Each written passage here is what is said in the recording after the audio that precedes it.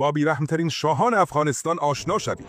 شماره 1. عبدالرحمن خان، شاهی ظالمی که 60% مردم هزاره را قتل عام کرد، بسیاری از این مردم را به بردگی فروخت و زمین‌های آنها را مصادره و بعد به اقوام خود فروخت. شماره 2. حبیب الله کلکانی، او در دوران حکومت کوتاهش باعث کشته شدن 20,000 نفر شد.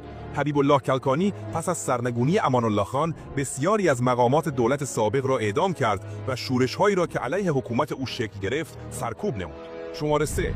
محمد نادرشاه، پس از سرنگونی کلکانی، نادرشاه به تعداد 10,000 تا 20,000 از مردمان هزاره و تاجیک را که از کلکانی حمایت کرده بودند را اعدام کرد.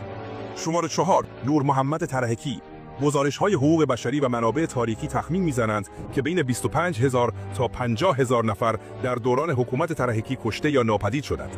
بسیاری از این کشته شدگان از مخالفان سیاسی، روحانیون، دانشجویان و روشنفکران بودند که به ضدیت با رژیم کمونیستی متهم می‌شدند. شماره 5. حفیظ الله امین، امین که یکی از خشن‌ترین رهبران تاریخ افغانستان بود، حتی اعضای حزب خودش را نیز نابود کرد. او بین 50,000 تا 100,000 نفر را به جرم مخالفت سیاسی دستگیر، شکنجه و اعدام کرد. قیام‌های مردمی در کابل، هرات و پنجشیر با سرکوب خونین روبرو شد. و شماره 6. محمد نجیب الله، تعداد کشته شدگان دوره او به ده‌ها هزار نفر می‌رسد. نجیب الله که سابقه ریاست بر سازمان استخباراتی خاد را داشت، در دوران حکومتش مخالفان را به شدت سرکوب کرد.